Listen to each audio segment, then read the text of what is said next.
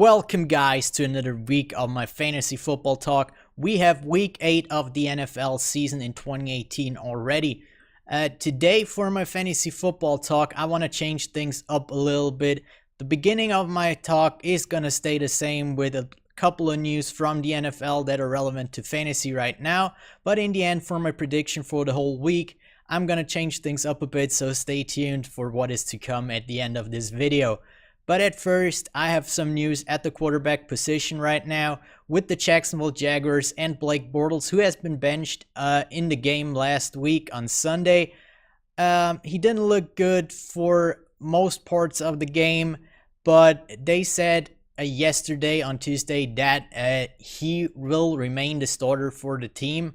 And yeah, Blake Bortles might not be the first option in a standard fantasy football league with 10 or 12 people, but if you're in a deeper league or in a 2 QB league where you need more quarterbacks, you might consider taking him, and he is still relevant in these formats because, as I said, he's still a starter for Jacksonville. Next up are a couple of news for wide receivers. Of course, you all heard Amari Copper has been traded for a first-round pick to the Dallas Cowboys. He gives them a couple or one more target for Dak Prescott. The only thing I don't like about this trade is that Dak Prescott didn't look too good in the last couple of games or the entire season, some say. So the whole Amari Copper draft fantasy value might decrease a little bit with this trade, but it remains to be seen if he can get a better connection with Dak Prescott, and even Dak Prescott's number increase a little bit if he also gets a little bit of a boost in fantasy football. Another news for wide receiver right now that came out on Tuesday is that Rishard Matthews is signing with the New York Jets. Of course, the Jets have a little bit of trouble this season with their wide receivers as they don't perform as well as they did last season. It might be the reason of the quarterback with Sam Darnold.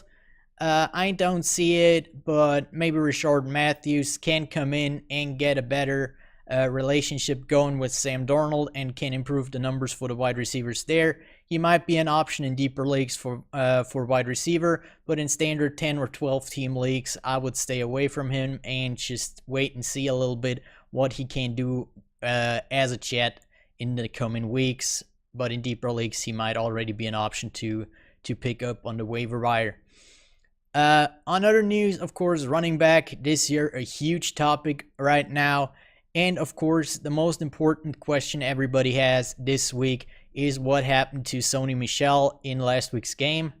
And it doesn't look like he has structural damage in his knee after the MRI, but he's still week to week. It has to be seen how his knee develops, but he might miss a couple of weeks, maybe 1 or 2 weeks. But he should be available pretty soon, and it's not a season injury as some might have expected after seeing the pictures of the injury at first. Other news at running back concern the Oakland Raiders, who have officially placed Marshawn Lynch on IR, which will open up more snaps for Doug Martin and Jalen Richard. I don't know how they will divide snaps between the two. Jalen Richard looked pretty good so far this season, so I'd probably put him as the number 1 back for the Oakland Raiders right now, but it will probably be a committee where they share snaps with Doug Martin, and it's going to be a situational share of snaps for the two of them. Of course, it has to be seen after their bye how they come out of it. Other news as well as running back come from the Pittsburgh Steelers, where it is reported that Le'Veon Bell will not report to the team this week, which is a little bit surprising after it looked pretty promising that he might come back to the team after their bye week in week 7, so he'd be able to play in week 8. Of course, for fantasy owners who still have Le'Veon Bell on their roster, or some people who even traded for Le'Veon Bell, who were hoping that he'll be back on week 8 on the roster for the Pittsburgh Steelers, he is not. It will probably be another couple of weeks if he even ever comes back to the Steelers this season. But let's wait and see. I'd probably try to trade away Le'Veon Bell for now, because yeah, you won't get any points out of him soon, probably, and he just takes up another roster spot for you. Of course, when he comes back, or if he comes back, I should say, he might get more points, but I think the Steelers might actually favor James Conner over Le'Veon Bell at this point, just based on how Conner performed this season without Le'Veon Bell. So I think the Steelers aren't happy with what Bell did and still does to them. So I'm not sure if Le'Veon Bell will perform like the fantasy top running back he was the last couple of years. But it has to be seen if he comes back, and when he comes back, if he is really the starting running back for the Steelers anymore, or if they stick with James Conner at the position right now. And now, of course, as every week, my predictions for this week in the NFL. But as I've said, I'm going to add a little twist to it, and I'm actually going to put money down on my predictions. I'm not going to put the results in my predictions anymore. I'm just going to predict the winning team for every matchup. I'm going to do a bet on all winning teams for this week. And you can see, I'm going to show it to you right now. And yeah, I'll just pull it up right now. Alright guys, so I've loaded into the website. I'm gonna just go through the whole schedule for this week. I'm gonna tell you what I think about the game and then pick the winner in the money line column, as you can see right here. I'm just gonna go with the money line, not the spread, as the spread to predict right for all the games is a lot more difficult than it is with the money line. So I'm just gonna stick with the money line for this one. But yeah, let's start. Thursday night football, Miami Dolphins against the Houston Texans. Usually in my fantasy football talk, I did a little segment about the Thursday night game, but that was kind of because I usually did my fantasy football talks on Thursdays. Now I'm doing them on Wednesdays. So I'm not going to do that much about the Thursday night game anymore. I'm just going to say all the stuff that I usually do about the other games, kind of my reasoning behind why I pick the winner like that for this particular game. And of course, Miami Dolphins against the Houston Texans. The Houston Texans defense in the last couple of games looked really promising. They performed pretty well in the last couple of games, or even the whole season, some say. And I think the offense is kind of pointing in the right direction right now. Lamar Miller is getting more and more healthy. He's getting more snaps, and he performs better, at least he did last week, against, some say, the best defense in the game against Jacksonville. They won this game. So this week against the Miami Dolphins, they aren't consistent yet this season, so I'm going with the Houston Texans for right now. I think, especially when they're playing at home, I think they're the better team. And the next game up will be the London game for this week. Philadelphia Eagles against the Jacksonville Jaguars. Of course, the Jaguars are kind of the London team because they play a game there every year, so they are more used to the traveling to London than the Eagles. But I think Jaguars are not performing on offense right now, so they don't put any points up. And their defense isn't as good as it was last year and at the start of the season. And the Philadelphia Eagles are getting better and better each game they play this year. So I'm going with the Philadelphia Eagles here in London. I think they're just the better team overall right now. And then coming to the games on Sunday that are actually in the US. First game, Baltimore Ravens against the Carolina Panthers. Of course, the Panthers coming off a huge win on Sunday against the Eagles with a huge comeback in the second half. I think it was their biggest comeback ever from a 17-point deficit at halftime. But still, the Baltimore Ravens, they are looking pretty good, especially on defense. They look phenomenal. When you watch the game on Sunday against the Saints, it was a huge plays against one of the best offenses in the game. So I'm giving this game to the Baltimore Ravens right now, just because they're the better defense right now, and the Panthers offense is not as good as it looked on the game on Sunday against the Eagles. Next game, Pittsburgh Steelers against the Cleveland Browns. You know, usually I'm pretty high on the Browns this season, and if it wasn't for the coach, I think they would have won maybe one or two more games this year already. I think a couple of overtimes are because of the time management of the head coach, but I don't think they have any chance against the Steelers at Pittsburgh, actually. The Steelers are known to be good at home and not as good on the road, so I'm giving this game clearly to the Steelers right now. And next game, Denver Broncos against the Kansas City Chiefs. The Chiefs, of course, one of the hottest teams in the league right now, if not the hottest, with a huge game against the Bengals on Monday night this week. And the Broncos, they are getting better and they are looking pretty good, but I don't think have any chance against Kansas City, in Kansas City actually, where the Chiefs are just phenomenal so far. And I don't give any chance to the Broncos here. I think it's a clear win for the Chiefs, this one. Next game up are the New York Jets against the Chicago Bears. Of course, I've talked about it. The Jets just signed Rishard Matthews for a new wide receiver. So they might be better on offense, but the Bears, of course, Mitch Trubisky had a really bad day on Sunday or last week. So it wasn't really his best performance, but I think he can come back. He had a lot of good games so far this year. So I'm going with the Bears here, not the Browns.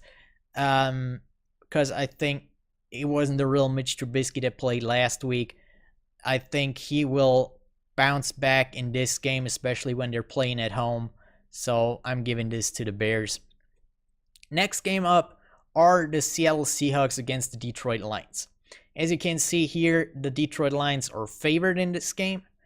I don't see why. I don't have the Lions that high this year. And the Seahawks, they did a pretty good job before their bye week to get a pretty good game out of it on offense as on defense. So even when they're playing in Detroit, I'm giving this game to the underdog with the Seattle Seahawks, just because I don't think the Lions are good enough for the Seahawks right now. Of course, both teams aren't as good as they were, but I think the Seahawks are just a little bit better than the Lions right now.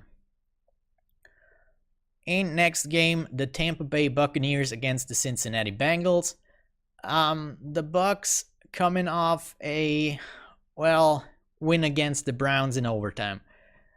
But in my opinion, they shouldn't have won that game. I think it was the Browns should have won that game, but they lost it again in overtime. It was not a good game by any team. And the Bengals, of course, just coming off that huge loss against Kansas City on Monday night. But it's Kansas City right now. Kansas City is, like I said before, one of the best, if not the best team in the league right now. But I think the Bengals right here are better than they looked on Monday. And I'm giving it to the Bengals against the Buccaneers, because the Buccaneers are just not good right now. And the last early game on Sunday, is a divisional matchup between the Washington Redskins and the New York Giants. Washington Redskins are looking good so far this season. with their new quarterback, with Alex Smith. And I don't see them, or you see here the spread is 1 point right now for the game, but I don't see this game that close. The Giants had a good game against Atlanta right now, but Atlanta has a lot of problems on defense right now with a lot of injuries that I think helped the Giants a lot in that game.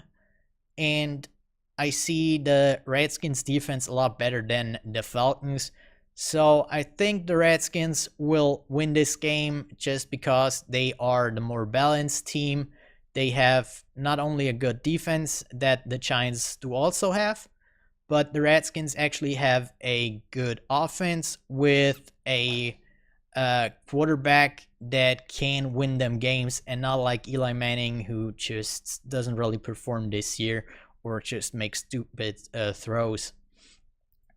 And the game between the Indianapolis Colts against the Oakland Raiders.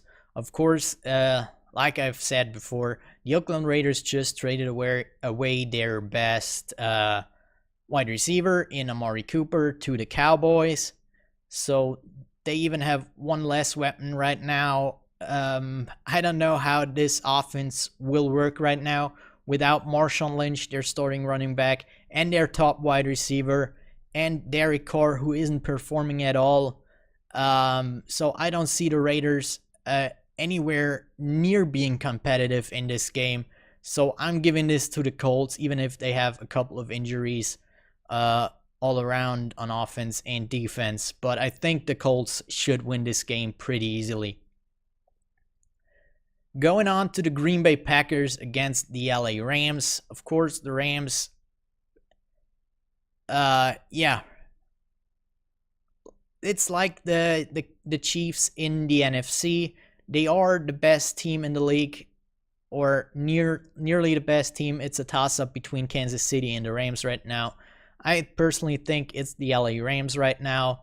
And with the Packers being banged up still at the wide receiver position, even when Randall Cobb and Geronimo Allison are back at practice this week, but I think only at a limited fashion, and nobody knows if they can actually play. So I'm giving this game to the LA Rams easily. They are just too good this season, even for an Aaron Rodgers-led Packers team. And another game on Sunday, the San Francisco 49ers are against the Arizona Cardinals. Two of the worst teams in the league right now against each other, but I'm giving it to the San Francisco 49ers because I think they are performing pretty well with the fact that they have their backup quarterback in there, and they still have a pretty decent team. The Cardinals, of course, just got rid of their head coach. I don't know if that changes anything, but I still think that the San Francisco 49ers are just the better team right now. I don't see the Arizona Cardinals winning any game right now. They're just too bad on offense. They just don't have a working offensive scheme right now. The Cardinals are by far, I think, right now, the worst team in the league. So no way they're currently winning any game against anybody. Coming to the Sunday night game between the New Orleans Saints against the Minnesota Vikings. Of course, everybody remembers last year's playoff game between the two teams there with that ridiculous Minneapolis Miracle by Stephon Diggs in the last couple of seconds in the fourth quarter. But yeah, the Vikings are a different team this year. They are still good, but I don't think they're as good anymore as are the Saints. The Saints have decreased massively on defense. They look good before their bye week against the Redskins, but they didn't perform that well this week against Baltimore anymore.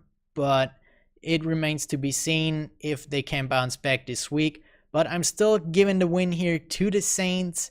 just because the offense for the Saints is amazing right now with Drew Brees and his wide receivers. Even with Ted Ginn being out on IR right now, they have so much depth at wide receiver that it doesn't matter when that Ted Ginn is actually out right now, that they can't just put any other guy in there and he can't perform. Part of that is just the ability of Drew Brees. And of course, now that they have their 2 starting running backs back, they still have a running game.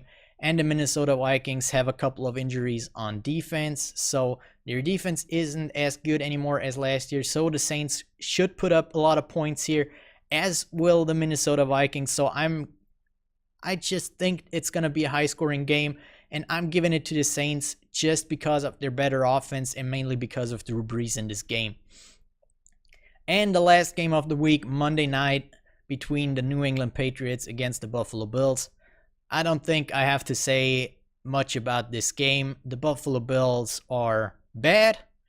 They are not as bad as the Cardinals, I think, but still, they're the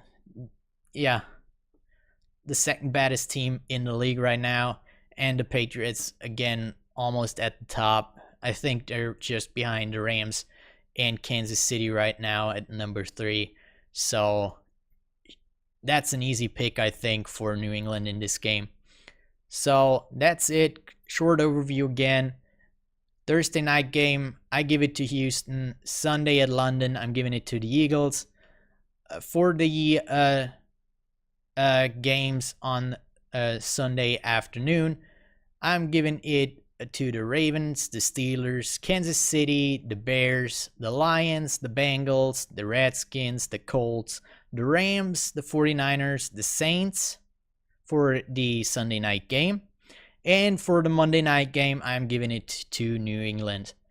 So that's all for my predictions. As you can see, it's a 14-fold bet right here with a line of plus 42,411. I'm going to put €1 down on it, which would return 400 euros if all my predictions for the winning team are right. So I'm going to place it right now. As you can see here, the bet is placed right here. So I hope it all goes well. I hope my predictions are right. And I hope you watch all my other videos. If you're new to the channel, please hit the subscribe button and hit the notification bell, of course, to get notified when new videos come out. I would really appreciate it, as I want to grow my community here or my followers on YouTube. And if you enjoyed this video and think my news or my predictions are in any way good, please hit the like button to let me know that you like it. And I hope to see you in my next video. But until then, bye.